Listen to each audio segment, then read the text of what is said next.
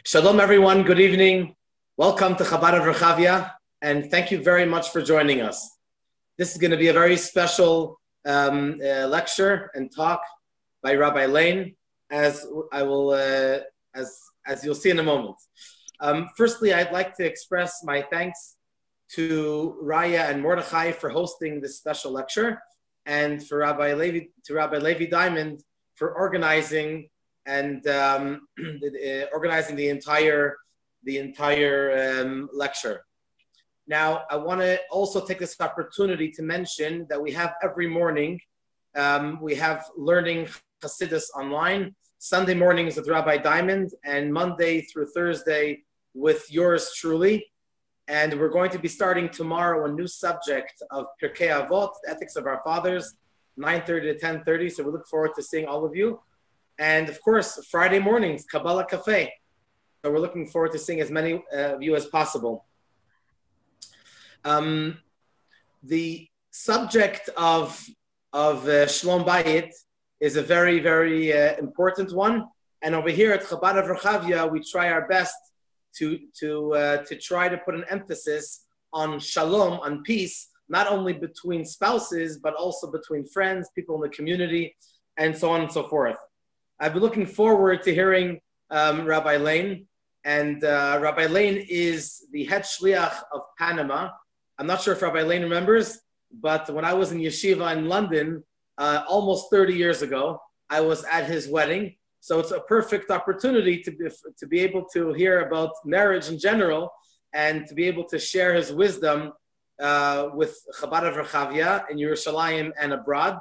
And also, especially in connection with his book, which is called Happily Ever After. The idea of Shalom Bayit and bringing peace between two individuals is not something to run away from. What I mean is that when some people hear the word Shalom Bayit, they right away, it has almost a negative connotation where, okay, if someone's listening to a Shalom Bayit lecture or publicizing it, there must be issues. And so, number one, it's a great thing. It's not the shin word, shalom, but it's a positive word. It's a great word bringing peace. There's always room to improve. And that's why it's a very healthy thing to keep on learning about Shalom Bayit. And also, obviously, we all need tools in order to perfect our Shalom Bayit and to help other people that we come in contact with their Shalom Bayit. So the point that I want to bring out is that we are now in the last few days of the month of Nisan, and I believe in order to bring peace between two individuals on any level, you need to have some kind of miracle. You need to have some kind of light from above to shine and to uplift both individuals, and that can be called a nes, a miracle.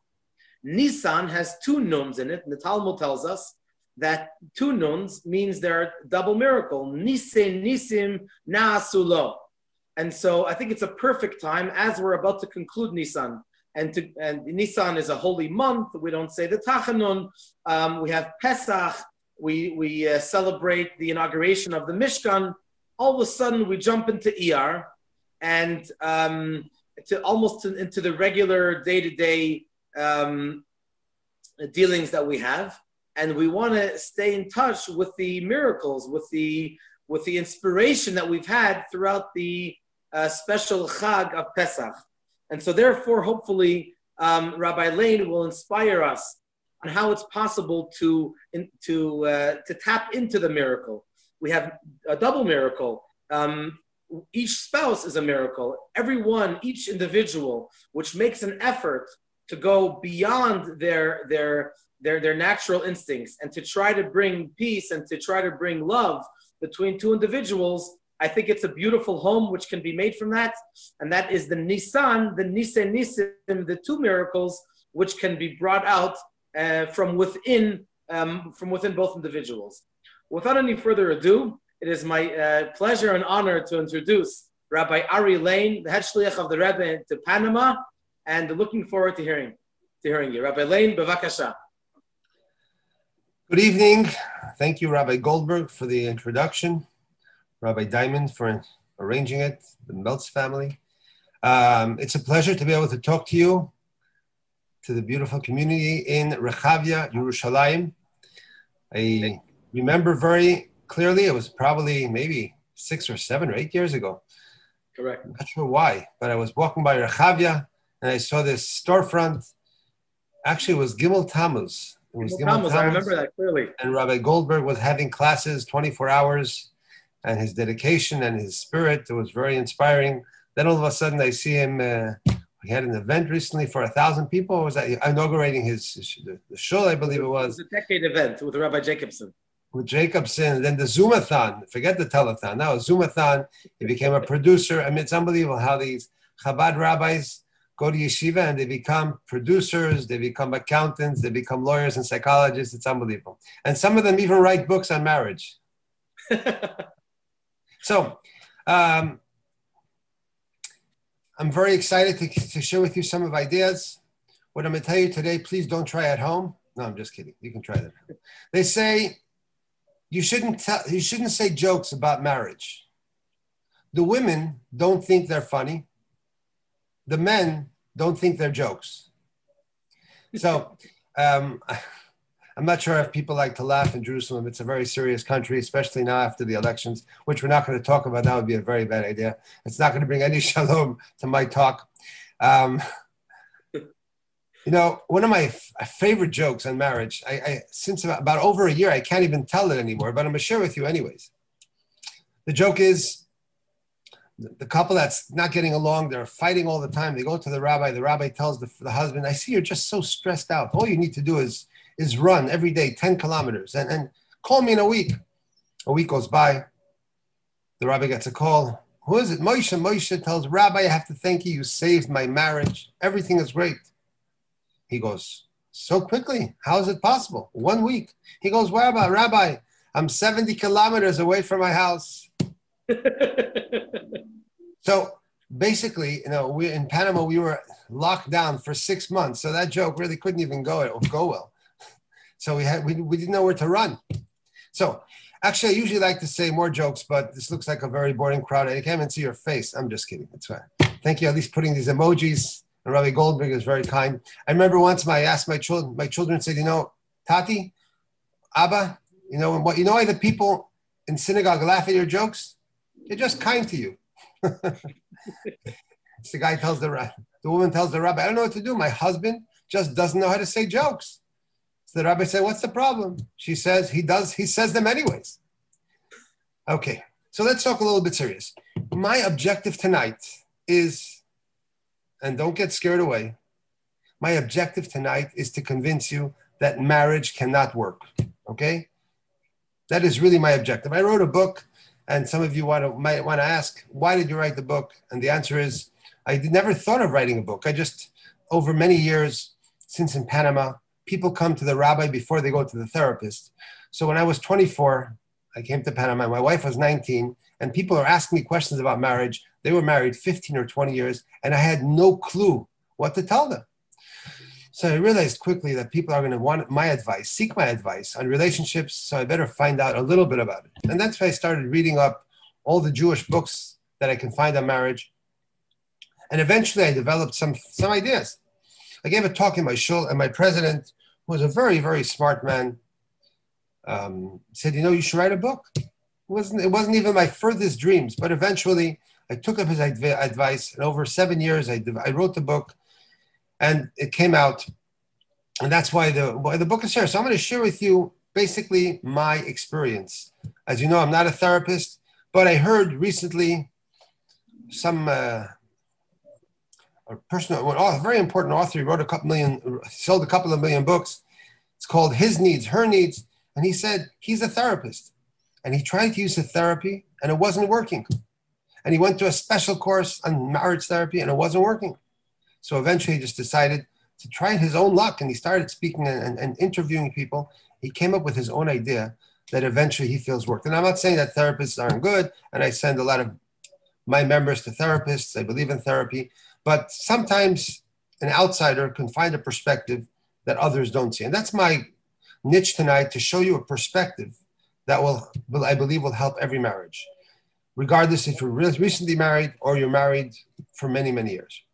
But I come to my first premise. I want to convince you tonight that marriage will fail. Now, you might ask me, why would a rabbi want to convince nice Jewish people that marriage can't work? What's the benefit? Especially when people come to my office before they're getting married. I say, by the way, my job is to convince you your marriage will fail. And I ask the couple, do you think I can convince you? When they say yes, I start getting worried. If they say no, I say, okay, that's good. Let's put a bet. And 99% of the people are convinced at the end that their marriage will fail. Now, that's a very bad idea for a rabbi to try to convince couples that their marriage will fail. So I believe all of you can understand what's the benefit in understanding or realizing that marriage won't work. The benefit is then you work harder. The greatest problem in the world is people think marriage happens. My parents did it, my grandparents did it, my great-grandparents did it, we'll do it too. And if you really don't understand the dynamics, then unfortunately, we will encounter many problems. So although I have a beautiful voice, and I know you guys know that, but I'm going to do it let's go with a PowerPoint to make it a little bit more interesting, and I hope you'll enjoy it. So the first half, I'm going to try to convince you how different we are, okay? I'm going to describe to you, give you 3 pointers to understand men and women, their differences. And once we understand really the differences, we can understand how to unite. Today, I have a very big challenge. The world we're living in is trying to convince us that men and women are not different. It's all nurture, not nature. I can disagree, and as a Jew, I disagree. But regardless, whether you believe it's nature or nurture, the facts are, as of now, there's differences, and we have to understand the differences to be able to understand how to improve our relationships. So let's go straight in it. This is the name of the book. It's called GPS for a Happier Marriage. Happily Ever After is the objective of the book, Rabbi Goldberg. GPS for a Happier Marriage is the title. I was close. And secret. You can get it on Amazon if you don't like to read. There's an audio book. If you read Spanish, you can get it in Spanish. And maybe after today's lecture, someone might want to translate it into Hebrew. So let's begin. Okay. So the first thing that I like to talk about is, why would a rabbi focus many hours, or hundreds of hours, to write a book on marriage? What does that have to do really with our job, teaching Judaism, the Torah? I am convinced 1,000% that if we really want to transmit Judaism to our children in an efficient way, we need to have good marriages. How can we tell our children, teach our children the values of a relationship, the values of being a good person, when they see in their parents a relationship that's not functioning? I mean, that doesn't work. It reminds me of the guy who goes to a restaurant for lunch on the Rechavia Yirmiyahu, and he goes, no, the food is disgusting. Can I speak to the manager? This waiter says, the manager, he's out for lunch. Okay, so if we're trying to teach values and their kids are seeing the values that we have, it's terrible. Now, obviously, if there's fights in the house and the children are being brought up in a hostile environment, how does that affect their self-esteem? Anyone who has a little bit of knowledge or concept in the world understands children that are being brought up with self-esteem that's being hurt because they see their parents in a very bad relationship. Let's not even talk about, God forbid, if they get divorced and then they have to go through a divorce process, which most of the time is not a good thing. Obviously, we know some people do get divorced and some people need to get divorced. And some people have done it and their children have been able to come ahead. And I realize that. But many times, or most of the times, it doesn't work that way. And kids are scarred. So if we really want to teach Judaism, transmit Judaism, we really need to start in our homes. The better the relationship you have with your spouse, the better chance you have on teaching Judaism and transmitting these beautiful values.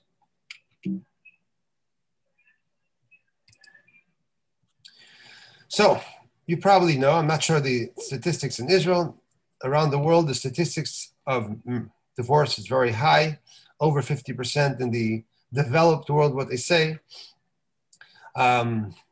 You can see some statistics on the war. I'm not sure what it is in Israel. I've heard different statistics. Regardless, the fact is that I'm already right. I told you I want to convince you that marriage doesn't work. Look at these statistics. I'm for sure right. But I'm not going to talk about divorce today. That's not my job. My job is to talk about marriage. I want to see how many of the people that stay married are happy. Let's not talk about the people that get divorced. How many of those that are still in a relationship? How many are still happy? How many relationships are thriving? And unfortunately, the numbers are not very high. The percent of people that are really in the category of successful, flourishing, great relationships is not very high. And in the next 45 minutes, I will give you the tools how to change any relationship in a way that you'll be in from the top 5% of marriages. L'chaim. But to go there, we need to ask some psychological questions. Help me out. What are we looking for? Human beings, what are we looking for? Answer the question to yourself and tell me if we agree. I say most of us are looking for happiness. If you disagree, you can write me a chat, or you can write a note, we can look at it. To be happy, I say we need only one thing. Think about it. What is the one thing we need to be happy? Most people say there's more than one thing, but think of one thing. What would be the most important thing for you to be happy? If you want to help me out, put a chat on the board. We'll just look at 2 or 3 answers, and we'll go ahead. Well, that's again if you're still awake. I know it's already Israel. It's late. It's night. Okay, excellent answers.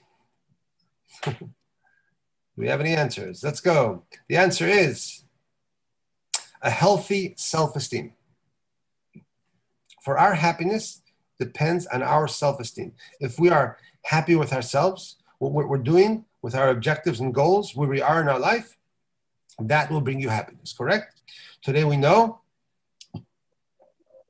for instance, success and money does not necessarily give you self-esteem. Imagine a person who wants to get into Forbes 500, okay? He's on the list. He's missing one to get into Forbes 500. It's already a year he's working on it. You think he's happier than the person who lives in some shtetl, who he's a simple person. All he wants to do is pay for his rent. That's it, and he's happy enough. And he gets his money to pay for the rent. Who is happier? We all know. Hasameach bechelko. If you're happy with what you have, you're happy. And if you have all the money in the world, but you want to get into Forbes 500 and you haven't made it, you are miserable. You're unhappy. Everything you have becomes less important. Your self-esteem has now becoming part of Forbes 500. Okay, this is basic and common sense. Let's continue. Before we get into the details of the differences, I'm going to ask you 2 biblical questions. Let's see if we're ready. First question. The pasuk says, Matzah isha, matzah tov. Correct? Marriage is great. You know, the next pasuk says, in Kohelet, King Shlomo HaMelech says the opposite. Marriage is worse than death. Could you reconcile that? How can they both be true? Of course, the answer is simple. Shlomo HaMelech had 700 wives, 300 concubines. I mean, of course, he had all types. But since it's written in Judaism, part of the Torah, part of our heritage, 2 opposites. What's the message for us? I will probably forget to answer the question, but if you guys are still paying attention, remind me. Usually by that time, everyone forgets. So if you really want the answer, remind me at the end. Second question. Vayomer Hashem Elokim lo tov heyot ha'adam levado e'eseh lo ezer kinegdo. God says it's not good for man to be alone. I will make him a helper against him. You all know this. The famous question, what does it mean against him? A helper? For him. Why against him? But I have a different question. Look at the beginning of the verse. The Torah says it's not good that man is alone. What do you mean it's not good? Please raise your hand. I'm just kidding. How many men would be happier to be alone than in a bad relationship? So what does it mean? God says a very clear-cut fact. It's not good for man to be alone. So these are the questions we're going to try to answer at the end of our class. But we go there. I mentioned to you before, there are people that say there are no differences between a man. It's all up society. Let's see if we can prove them differently. Let's start with some simple questions. What percentage of preschool teachers are women? You can write the answer in the chat if you prefer. If not, in your head. What percent of preschool teachers are women? The answer is 97%. Okay? Next question. What percentage of university professors are men? Anybody? Survey says the answer is 75%. Okay, starts in preschool at 3% men, up to elementary, high school. When it gets to university, the numbers change completely. Why would that be? When it comes to jobs, who prefers competitive jobs and who prefers working in a team? Men and women. Now, it's fascinating. The answer that I'm going to share with you from a study in Harvard are from the Harvard students. Answer, 2-to-1. Men prefer competitive jobs. Now, you would think that in Harvard, we have the toughest women of the US. Smart, competitive, and even there, 2-to-1, which means only 30% less of women are interested in competitive jobs. Why would that be the fact? Who talks more about personal things with friends?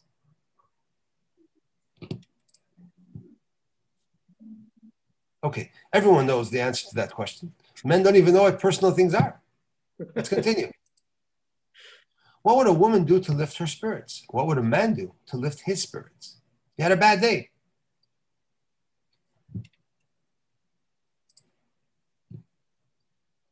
Does this make sense? Yes. A woman would go shopping and a man would take a drink. Men wouldn't go shopping and women don't take drinks. Again, we're generalizing. Obviously, there's exceptions to every rule, and there are women that have masculine traits and men that have feminine traits, but we're talking about in general. Can you answer this big question? Men fall in love with their, women fall in love with their,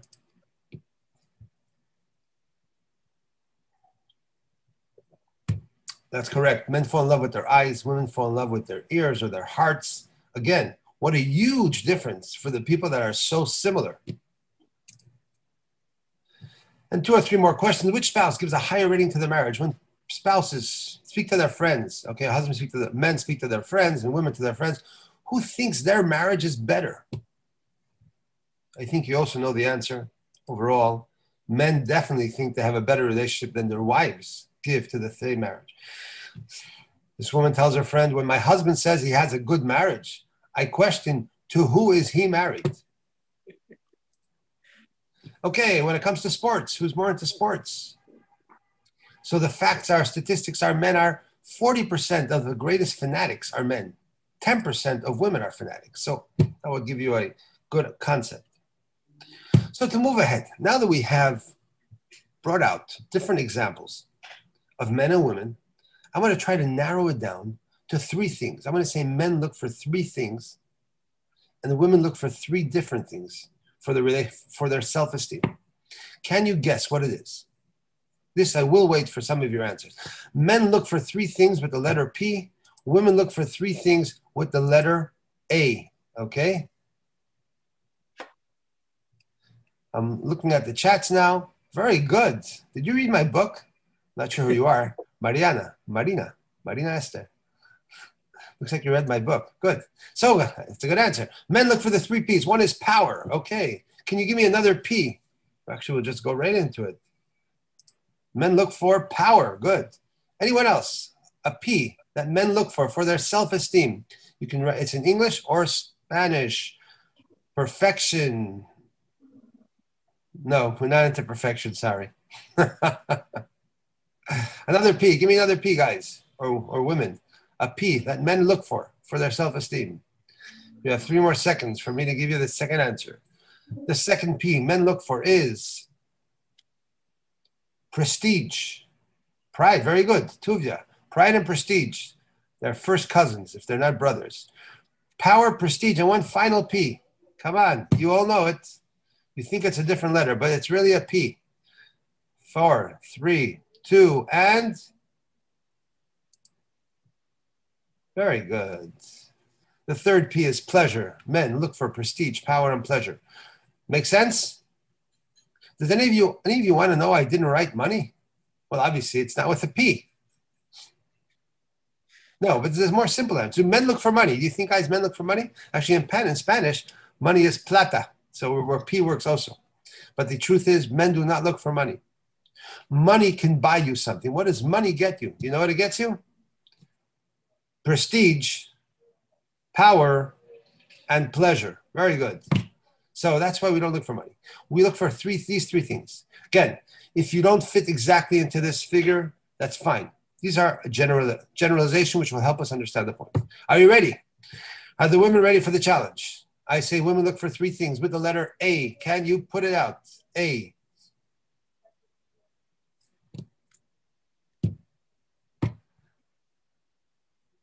My mother says I'm stubborn, so I'm going to wait for you guys to put out some answers. We have appreciation, acknowledge. They're similar. I'm looking for a different word that includes those two. Affection, very good. Affection is the first word.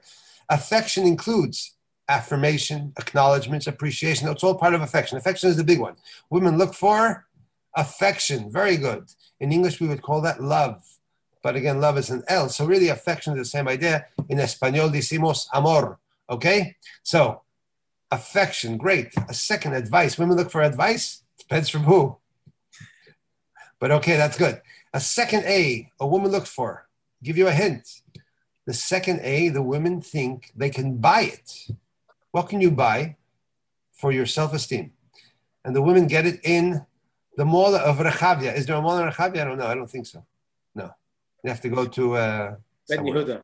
Ben Yehuda, okay. What do women buy in Ben Yehuda for their self-esteem? Perfume, good. What else? Good. What else? Question mark. A chauffeur for their self-esteem. Women, oof. I don't know about that. I don't know those women yet.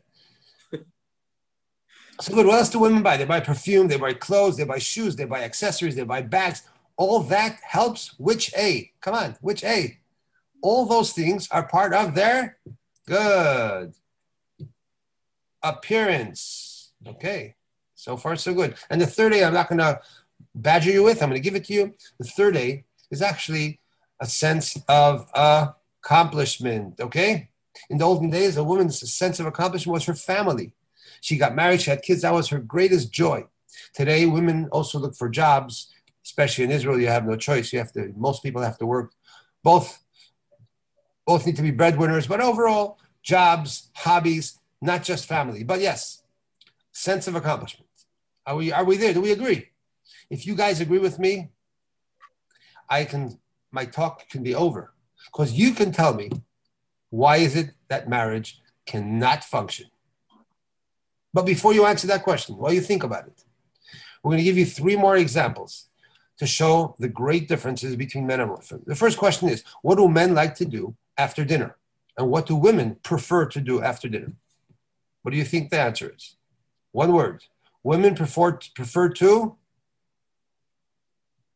and men prefer to. Oh, sorry. Wrong slide. Talk. Very good, Tuvia. We'll get there in a second. This was just a way of understanding the slides before, right? Since men look for prestige, that's why they're more into professors and not into preschool, okay?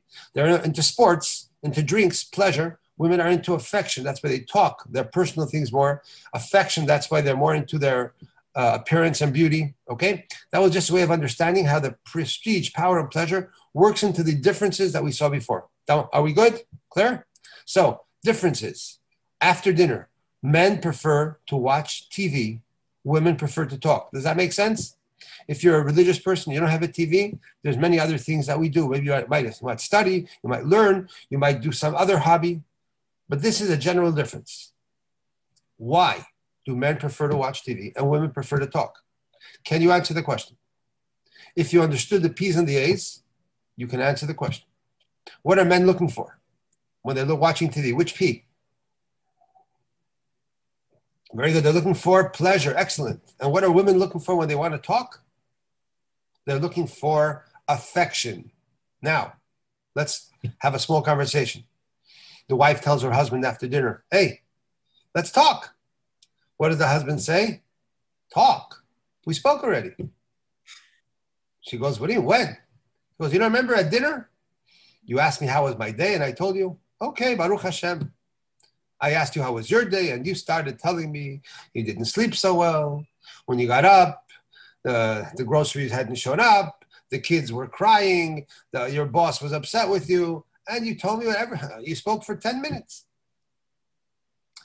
The wife says, no, you got to, okay, what I'm trying to say is I want to spend time with you. The husband says, okay, now I understand. Why don't you come watch TV with me? She goes, no, I want to talk.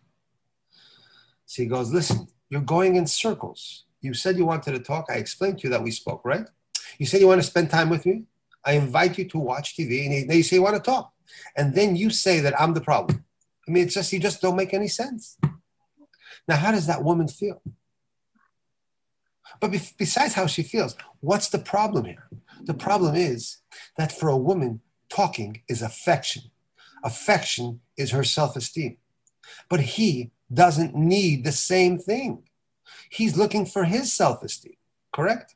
Let's continue. 2 more examples. Have you ever heard of a woman sending flowers to her husband after they had a fight? What would a guy do if he got a bouquet of flowers after he had a fight? What would he do? Obviously, sorry, just phone ringing in the house, so I won't pick it up. What would he do? He wouldn't know what to do. He would say, oh, Gewalt, what a waste of money. The flowers, in 2 days, they're going to die already. Right? Why? You all know no woman sends flowers to her husband, okay? However, imagine the opposite. A couple had a discussion, and the husband realized it was his fault. He wants to fix and send some flowers. Does that make sense? Of course it makes sense. What about the fact that flowers will die in 2 days? That we don't worry about. Why is it that flowers work? Can anyone explain it? No, of course not. We have no idea. We just know it works. For some reason, flowers means affection to a woman. And that's why it works. 3rd example. What are the 3 words that every woman needs to hear? Do you think a man needs to hear it as much? I remember before I got married, my friend said, don't forget, you have to tell your wife how much you love her. I go, what? Why? You tell her once, and every 6 months you remind her. Boy, she has such a bad memory, she's going to forget. The guy comes home the night of his wedding, he tells his wife, listen, I love you so much, you're so dear to me, there's nothing greater or more important in the world than you. Until those feelings change, I don't think I'm going to repeat the words I love you. When I stop loving you, I'll say I don't love you. Does that make sense? Of course it makes sense. Is that practical? No. So why is it that a woman needs to hear she's loved constantly, and a man does not need to hear he's loved as much? It doesn't mean he minds, he's upset when you say it. Men need other words, which we'll talk about in a second, but not the words of love. You know the answer? I hope so. Prestige, power, and pleasure doesn't have affection there. Affection means you strengthen that relationship. You strengthen the fact that I'm loved. That's what a woman needs to hear and have as part of her self-esteem. For a man, what word does he need to hear? He needs his prestige or his power. So you say, oh, you're so special. You're so smart. You're so great. You're such a good provider. You're such a good father. That's much more important because you're boosting his peas. We got it? Make sense? Okay. Now, if we understood this clearly, now we understand why marriage will fail. Marriage will fail. Why? As long as a man is looking for his peas, where is his wife? As long as a man is looking for his prestige, his power, and his pleasure, is his wife part of his life? The answer is no. Since he's not looking for affection, he's not giving affection. A woman is feeling, where am I? I thought we're married. Why don't I feel part of your life? Because he's looking for his peace. So a woman says, hey, I'm here. Hello. But since he's in his world, he's drifting away. A woman is not getting her affection. She gets upset. When she gets upset, what does she do? She starts nagging her husband. She starts complaining. She starts criticizing. And then obviously the relationship starts getting worse. So every once in a while he turns around and he goes, oh, I'm sorry, I forgot about you. Let's talk, But overall, by nature, we're just separated. A woman by nature, affection, since I need it, I'm willing to give it. But a man, when he's looking for his happiness and his self-esteem, he's drifting apart. That is the nature of the beast. If we don't understand it, marriage can only get worse. Well, some people just get used to it and they just accept it. But a woman, if she does not feel constant affection, the love that she needs, she cannot function and she cannot feel she's in a good relationship. Make sense? So, based on all this, who has a greater responsibility to make the marriage work? In whose hands are the keys? So I put it this way. Women's self-esteem depends very much on their husband's affection and love. Men's self-esteem does not depend on their spouse. It's complemented by their spouse. Yes, of course, a bad relationship will destroy anyone's self-esteem, but it's not what they look for constantly. What percent of men make the challenge for? Question, I missed the question. You have to clarify it, sorry. We'll get there in a second. Are we getting the point? And just for those of you that are learned the Torah, this sounds like psychology. Where do we see this in Judaism? I'm going to say we see this clearly in the Torah. Before that, it's interesting. Adam was created first. Chava was created from Adam. That means Adam's self-esteem existed prior to his wife. Chava's self-esteem is her husband because she's a part of him. That's from the biblical perspective. But now a simple thing. Those of you that remember when you got married and you signed the ketubah, do you know what the ketubah says? The ketubah says that a man will provide for his wife. She'ira, ksuta, ve'onata. The three biblical commandments men have to give their spouses. Food, clothing and shelter, and intimacy. That's the mitzvah, a man towards his wife. Can anyone tell me, what does the Torah obligate a wife to do for her husband? Biblical obligation. Can you tell me? If anyone gets the answer, tells me specifically one thing that the Torah obligates a wife to do for her husband, I will give you a free membership in our synagogue for lifetime, with a ticket to fly in if you want. You know the answer? Anybody?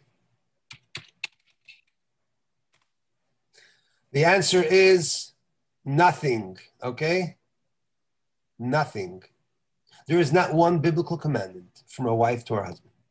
Now, for all those people that think Judaism is male chauvinistic, listen to this one.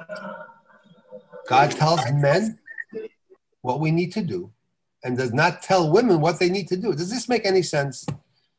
For those of you that signed your ketubah, now you know why it's in Aramaic, right? Who would sign such a document? That's crazy. But what's the real answer? Putting all the jokes aside, what's the answer? If you understood today's talk, you know the answer. If a man gives his wife the affection she needs, automatically she will give back the love he needs. Women will reflect or react to their husband. But a woman that can be totally committed to her husband, give him his prestige, power, and pleasure, will not guarantee that he thinks about her. He might be just too focused on his self-esteem or his happiness. But once you take care of your wife's needs, automatically she reflects. In words of the Kabbalah, because I hear you guys do Kabbalah and cafe, men are like the sun and women are like the moon. The moon reflects the light of the sun. This is basic Judaism. Make sense? Okay, so let's move on. So this is really the key. Now that you know all the problems, let me give you some ideas for the solution. It's not that we don't understand, it's we can't understand. What I just explained to you, the differences. We're so wired that way. It's like trying to explain to someone who's what's the word? Colorblind, try to explain to them the color green. You ever tried?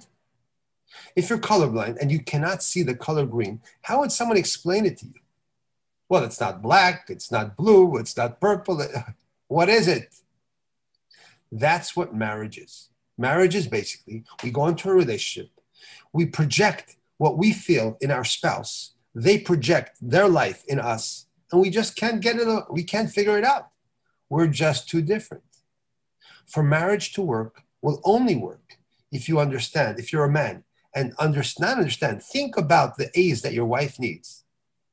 Your whole life, if you think about her A's, you'll be able to get why she complains and why she kvetches and why she's upset, because there's something we did unknowingly, unintentionally, that made her feel less important. So if you come home speaking on the cell phone and say, hi, Chana, and continue walking, how did your wife feel? She felt ignored. How did you feel? What do you mean? I had a phone call. I had to finish the phone call. Nothing happened bad. Why is she overreacting? But for the woman, if her husband was out all day, and when he comes home, he's still on the phone, he can't remember that I'm his wife, and he should give me his utmost attention, that means I'm not loved. That's how they interpret it. So, as long as we can try to understand a little bit or think about the spouse's perspective, we will be able to manage it differently. So remember, the first thing is, it's not like your husband doesn't want to understand you. He can't understand you. He's wired differently. But if you, with patience, can talk and explain certain things, then you can move ahead. Simple and basic solutions. Women need to spend time with their husbands. You need to find activities that you enjoy to do together. Yes, for your wife, it's important to speak 50 minutes after dinner. Excellent. Sit down, get a good cup of wine if you like wine, or a very hot coffee that should take you a little bit longer, or I'm not sure, whatever else you do like to do, and just listen to her and talk to her. Do some activity that you don't feel you're bored, okay, and strengthen the relationship. It's not a sin that men don't enjoy just talking. They like to do something that gives them pleasure. That's how we're wired. So figure out something you can do together. So if you like to do exercise and you walk together, for a woman, that's a great. Thank you, Susan. Have a date night. That's a great idea. But besides a date night, every night or very often find things you can do together that you enjoy. If you do that, you fill up the woman's need of affection, and then she functions. When a woman start getting upset or cranky, is because their husbands are not filling their love need, okay? In simple words, how to please your wife, okay? In one of the chapters in the book, there is a bunch, like 20 or 30 ideas, practical ideas. Give compliments. Yes, we have to not take our spouse for granted. Yes, just like we would like our spouse to appreciate our hard work, we have to appreciate them taking care of the home, or if she's also a breadwinner, what she does, or when she made Pesach. It's unbelievable how much effort you put in. Obviously, we should try to help, but regardless, never take your spouse for granted. If the house is clean and neat, even though you might have some outside help, remember to compliment your spouse. We all like not hollow, but sincere compliments. Make your wife feel she is your priority, okay? Even if you have a successful business or whatever you have, if your wife feels that she's not the priority, she's a second-class citizen, your clients are more important, your providers are more important, your politics are more important, your sports are more important, she will not be happy. Make your wife feel she's your priority, and don't forget to give her gifts and flowers. They say, if men would treat their wives like boyfriends treat their girlfriends, or like fiancés treat their girlfriends, there would be less divorce and more bankruptcies. Why is it that before marriage, they're able to give gifts and afterwards they forget? Bad idea. For the women here, don't forget to boost your husband's self-image. And very important, communicate with love. Usually when a woman tells something to her husband, she's upset already. He came late. Why did he come late? He doesn't love me. If he loved me, he would have came on time. Or else he would have sent me a message. And we start creating this whole image and feeling bad. And then when he comes into the door, obviously, he's going to receive such a Baruch haba, Bruchim habayim, Shalom aleichem, that he's want to do at Seischem l'Shalom, okay? Remember, if you want to communicate something, no one likes to be spoken to in a nasty way. No one likes to be spoken to with someone who's angry. Yes, I understand. He did something that made you feel upset.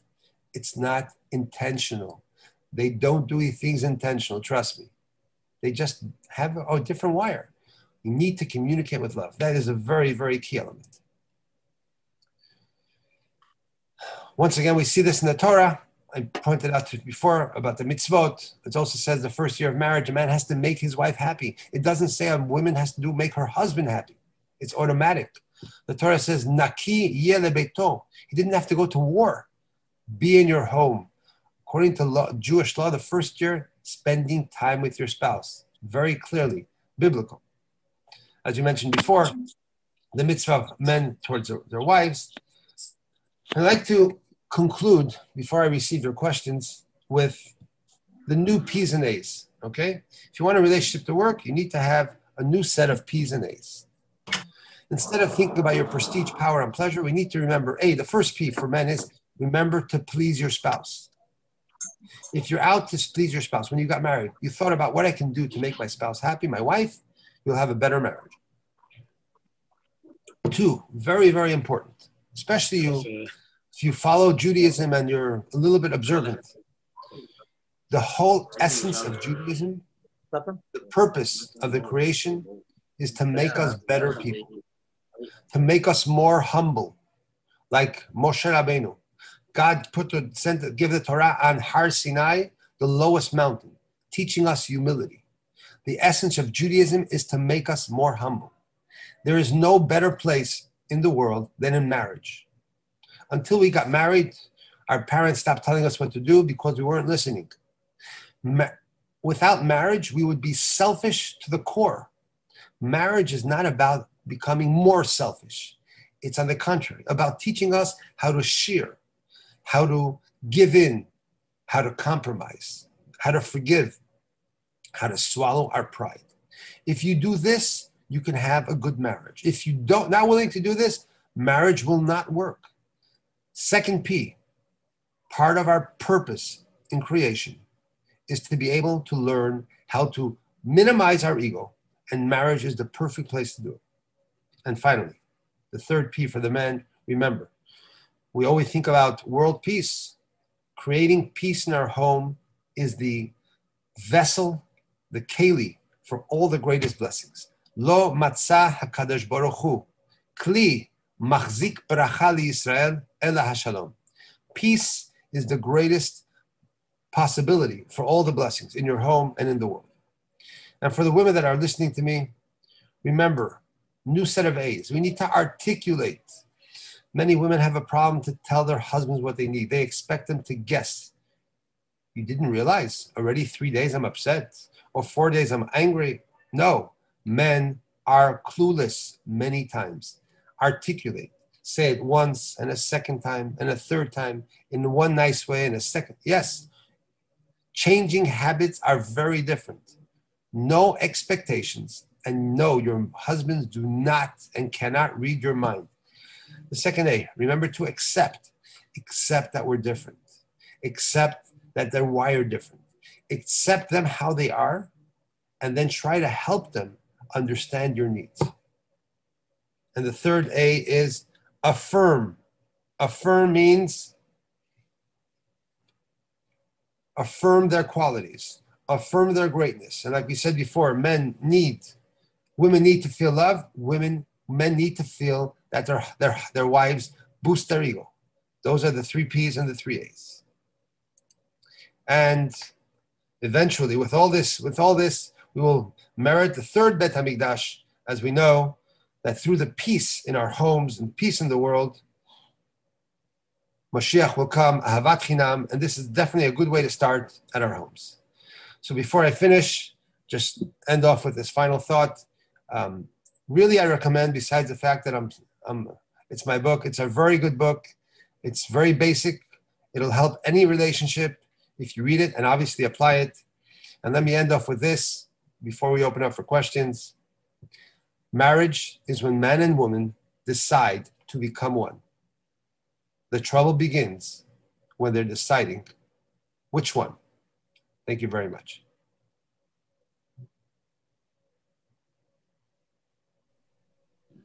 Thank you, Rabbi Laine, for this amazing talk. And I'm sure everyone here can use a lot of what you said and apply it. If anyone has any questions, so you're welcome to open your microphone and ask Rabbi Laine directly, or right here in the chat. You're welcome all to ask.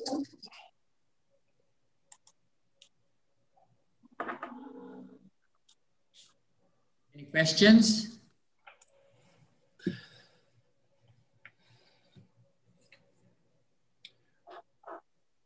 Well, I guess it was very clear.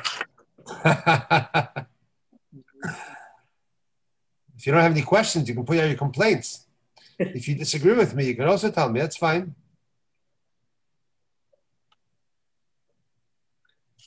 A big yasher koach, Rabbi Laine. Go, Mr. Rabbi Goldberg. Just saying a big yasher koach. Really, really appreciate it. And we look forward, hopefully, to hearing more from you. Halavai in person. Halavai should be able to come here soon. I have to change the talk, but I'm just going to add, just to share with you one question, a very important question. Some of the or observant people always ask me, so I should boost my husband's ego. I mean, we have to make sure people have a smaller ego. Now you're telling me to say he's great and he's special, and he's important. I mean, he might actually believe me.